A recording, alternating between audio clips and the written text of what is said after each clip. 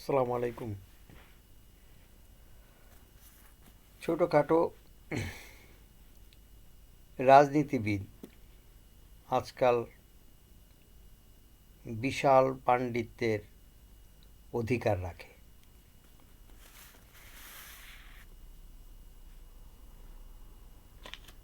1970-এর পরবর্তী সময়ে বাংলা পত্রিকা, ইংলিশ পত্রিকা ইত্যাদি অনেক অপ্রতুল ছিল এবং দামেও অনেক চড়া ছিল।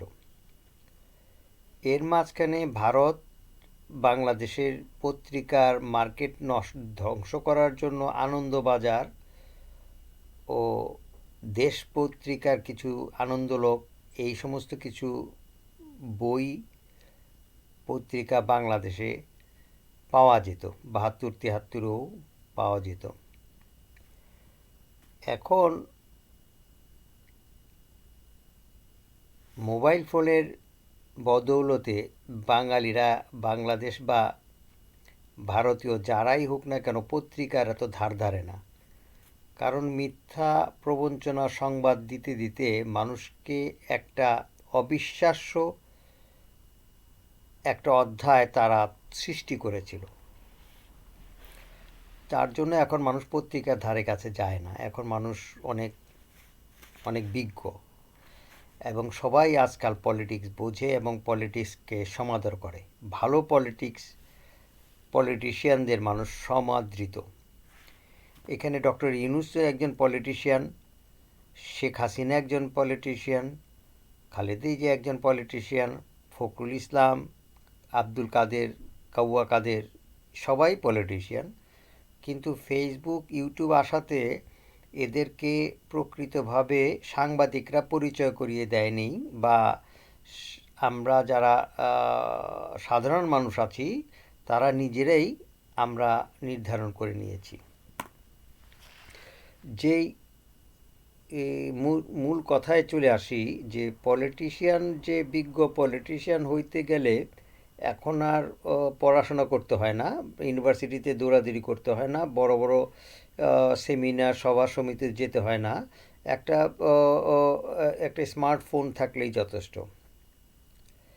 দেখেন পলিটিক্সটা কিভাবে হচ্ছে। আজকে শেখ হাসিনার বাড়িতে আগুন দেওয়া হয়েছে এবং ধ্বংস করা হয়েছে। আমার মনে হচ্ছে যে এর পিছনে ওই ওই ইলেকশনের যে একটা পরিবেশ তৈরি করে নেওয়া, সেটা আরেকটু কিছুদিন পিছিয়ে নেওয়া হলো। তো ঘটনাক্রমে সরকার যা করে তার পিছনে একটা ঘটনা থাকে। অনেক সময় আমি কথা বলতে গেলে আবেগপ্রুত হয়ে যাই। কিছু কিছু ব্যাপারে আবার কিছু মানুষের অনুসরণের কথাও হয়ে যায়। আমি মনে করি যে আমার কথাগুলি অনেক সময় আপনার সবার ভালো নাও লাগতে পারে। এখন প্রফেসর ইউনূসের পিছন দিকে কী কাজ বাকি রয়েছে জানি না, তবে শেখ হাসিনার 32 নম্বর ধানমন্ডি ভাঙার পিছনে একটা পলিটিক্স আছে। যেমনটি পলিটিক্স খোশগিকে, জিলান খোশগিকে সৌদি আরবের সাংবাদিক যখন হত্যা করে টার্কিতে, তখন এটা রেকর্ড ছবি দেখায় যুক্তরাষ্ট্র কোটি কোটি টাকা চাঁদা নিয়েছে, যে তোমার এই সৌদির যে প্রিন্স রাজপরিবার আছে তাদেরকে ভয় দেখিয়ে কোটি কোটি টাকা নিচ্ছে। এবং ইদানিংকালেও এখানে দেখা যাচ্ছে যে গত জানুয়ারির শেষ দিকে সৌদি আরব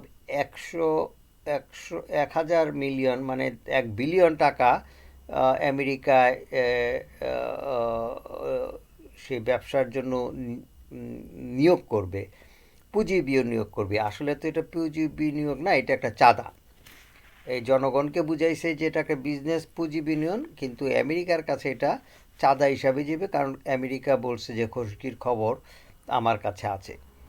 এখন একটা রাজপরিবার ছোটোখাটো অন্যায় কইরা ফালাইছে এবং সেই অন্যায়টারে তারা রেকর্ড হিসাবে করে রাখছে।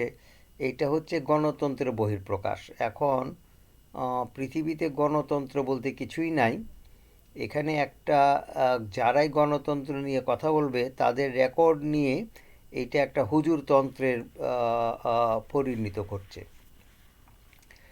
এখন আরেকটা খবর আমি বিশেষভাবে সবার সাথে সব সহযোগিতা করতে চাই, যেটা নাকি ডোনাল্ড ট্রাম্প ক্ষমতা আসার পরেও সে গাজাটাকে তারা দখল করে নিতে চাচ্ছে। গাজার যে 6 লক্ষ জনসাধারণ আছে তাদের মিশর আর লেবানন এদেরকে বলছে যে তোমরা এদেরকে নাও।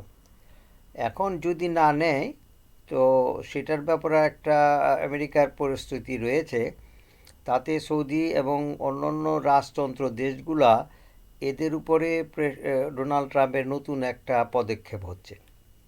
এটা আপনার টার্কিতে যে সারওয়ার আলম ভদ্রলোক উনি খুব সুন্দরভাবে এটা বক্তব্য রেখেছেন, আমি এটা শুনলাম। তবে আমি কেন চিন্তিত, চিন্তার বহিঃপ্রকাশ ক্যালিফোর্নিয়ার আগুন আজকে 1 মাস 2 দিন হতে চলল এবং এটা দিনে দিনে আরও বেশি বিস্তর লাভ করছে এবং আরও বেশি ক্ষতিকর পরিস্থিতি তৈরি করছে। সেই জায়গায় ক্যালিফোর্নিয়ার যত বাড়ি ধ্বংস হয়েছে, সে ইন্স্যুরেন্স কোম্পানি আজকাল অস্বীকার করছে তাদের এই ক্ষতিপূরণ দেওয়া, অথচ তারা ইন্স্যুরেন্স পে করে গেছে, সরকার এখন এটা দিতে বাধ্য না। এই জন্য আমেরিকান গভর্নমেন্টের মাথা খারাপ। তারা এখন সৌদি রাজতন্ত্রদের রাজ পরিবারদের গচ্ছিত ধনে তাদের দৃষ্টি পড়েছে। যেভাবেই হোক না কেন এই রাজতন্ত্রের টাকা পয়সা দিয়ে আমেরিকার এই দুর্যোগ মোকাবেলার জন্য তারা প্রচেষ্টা করছে। এখন আমেরিকার যে একটা দুর্যোগ গাজারে যে তারা ধ্বংস করছে, লক্ষ লক্ষ মানুষকে মারছে, এটার হিসাব কেউ জানে না বা কেউ করতে চাচ্ছে না। এখন আমরা যারা সাধারণ মানুষ আছি, আমরা মুসলমান বাদ দিলাম, সৌদি মিশরি এই সমস্ত জাতীয়তাবাদ বাদ দিলাম, আমরা সাধারণ মানুষ হিসাবে একটা কথা বলি যে এক পাগল সে আমেরিকার প্রেসিডেন্ট হয়েছে, এখন তার কীর্তিকলাপ আমরা দেখব, কিন্তু আমাদের সাবধান থাকতে হবে। কোনোটাই লাভ হয় না, উপায় নাই গোলাম হোসেন। অন্যায় যদি করছো সেই অন্যায়ের প্রায়শ্চিত্ত তোমার ভোগ করতেই হবে। অন্যায় যে করতেছো তুমি, 6 লক্ষ ভারতীয় লোকদেরকে তুমি আমেরিকা ছাড়া করছো, বাংলাদেশের পাকিস্তানদেরকে আমেরিকা ছাড়া করছো, তোমার আমেরিকা চালাবে কে? তোমাদের আমেরিকান যে সাদা সাদা চামড়ার ছেলেরা, এরা তো যুদ্ধ করতে করতে এদের মাথা খারাপ করে ফেলছো।